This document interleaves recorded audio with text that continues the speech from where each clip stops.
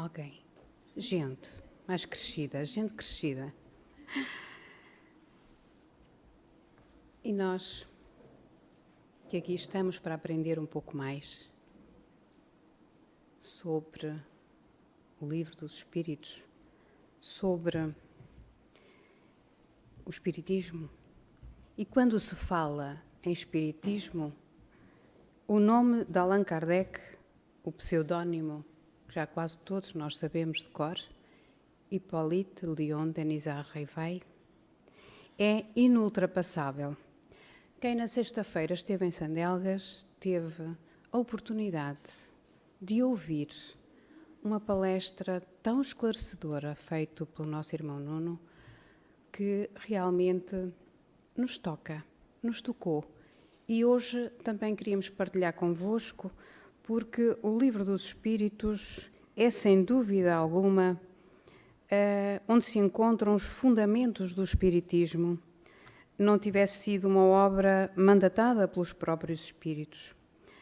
Portanto, como dizíamos, falar em Espiritismo, o nome de Allan Kardec é inultrapassável. Ele foi, muito rapidamente, ele foi linguista de formação, nasceu em 1803 e desde cedo se dedicou à causa espírita.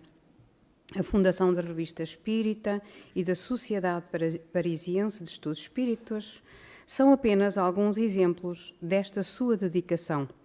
Allan Kardec faleceu em 1869, tendo deixado uma vasta obra publicada.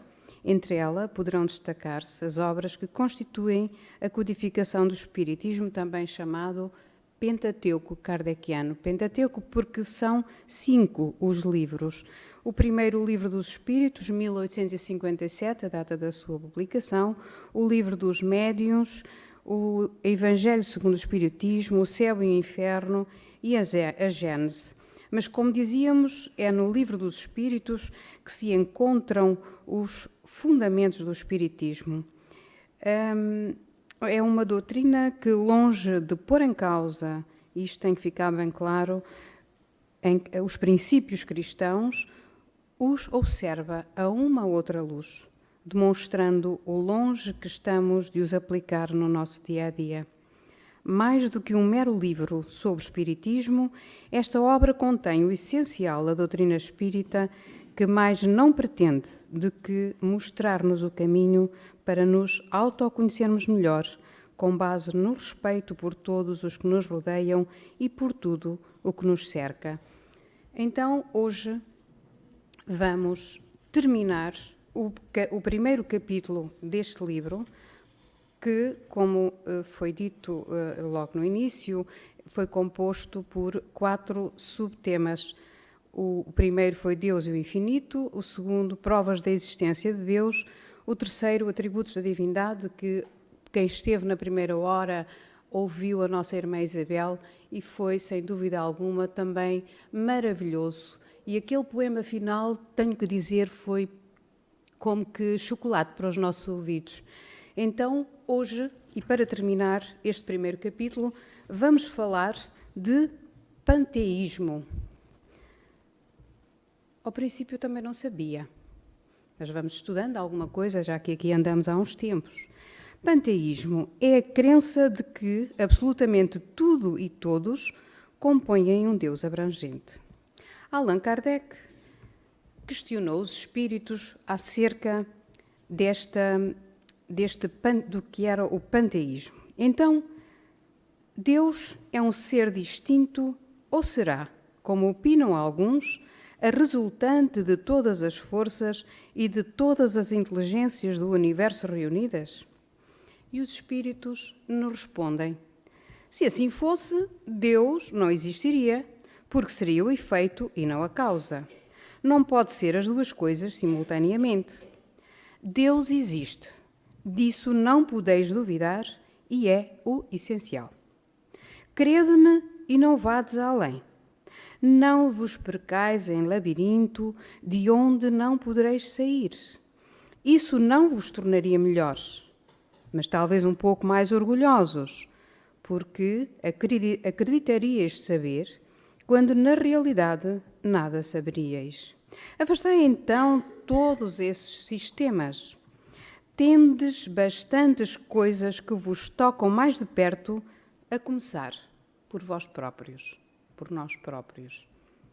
Estudai as vossas imperfeições,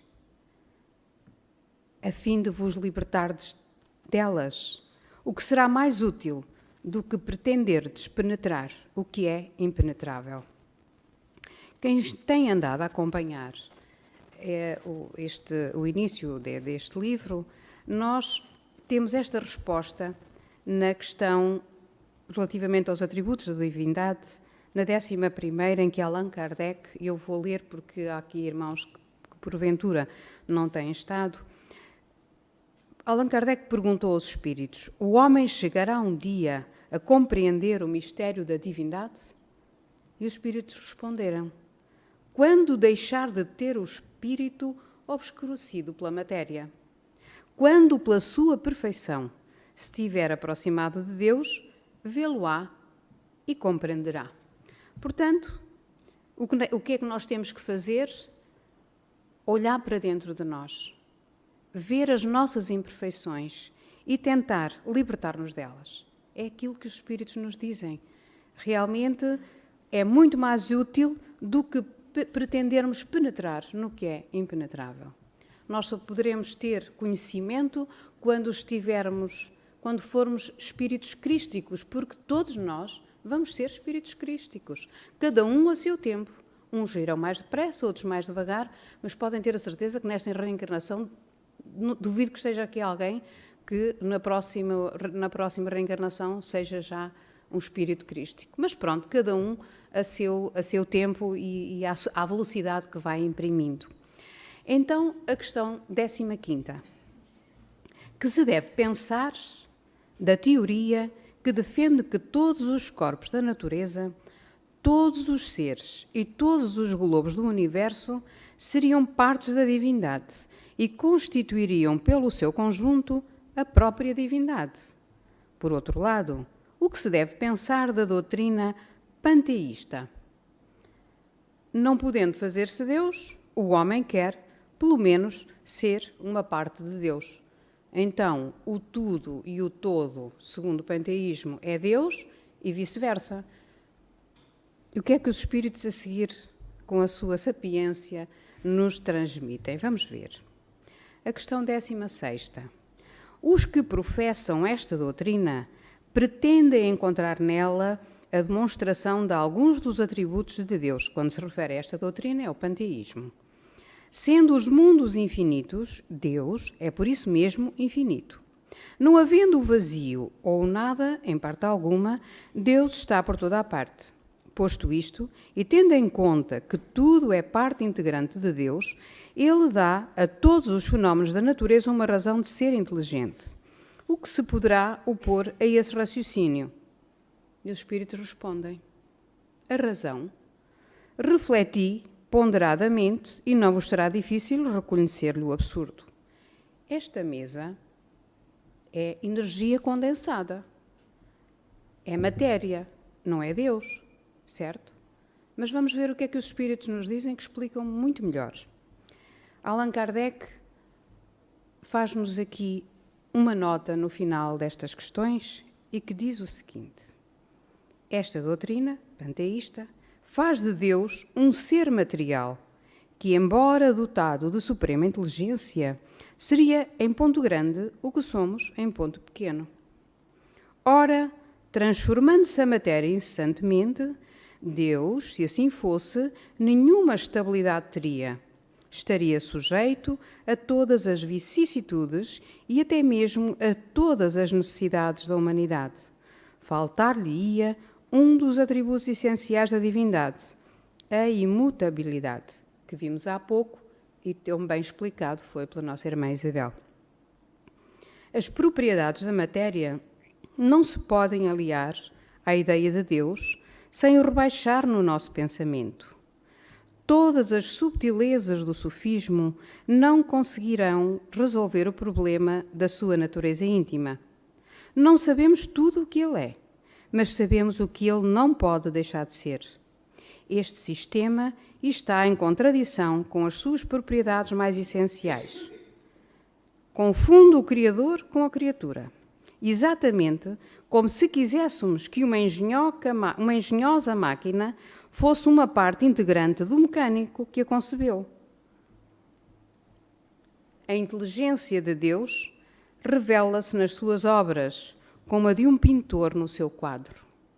Mas as obras de Deus não são o próprio Deus. Nós somos criaturas de Deus, somos essência divinas, mas não somos Deus. Tal como o quadro não é o pintor que o concedeu e executou. Esta explicação de Allan Kardec é a cereja em cima do bolo, a meu ver. Portanto, a inteligência de Deus revela-se nas suas obras como a de um pintor no seu quadro. Mas as obras de Deus não são o próprio Deus, tal como o quadro não é o pintor que o concebeu e executou. Então, terminamos assim este primeiro capítulo, este capítulo que começou, que é Deus, e encontramos de José Soares Cardoso uma poesia que tem a ver, que diz: onde está Deus? Onde está Deus?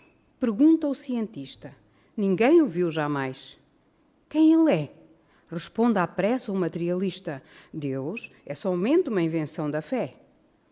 O pensador dirá sensatamente: não vejo Deus, mas sinto que ele existe. A natureza mostra claramente em que o poder do Criador consiste. Mas o poeta dirá, com a segurança de quem afirma, porque tem a certeza: eu vejo Deus no riso da criança, no céu, no mar, na luz da natureza.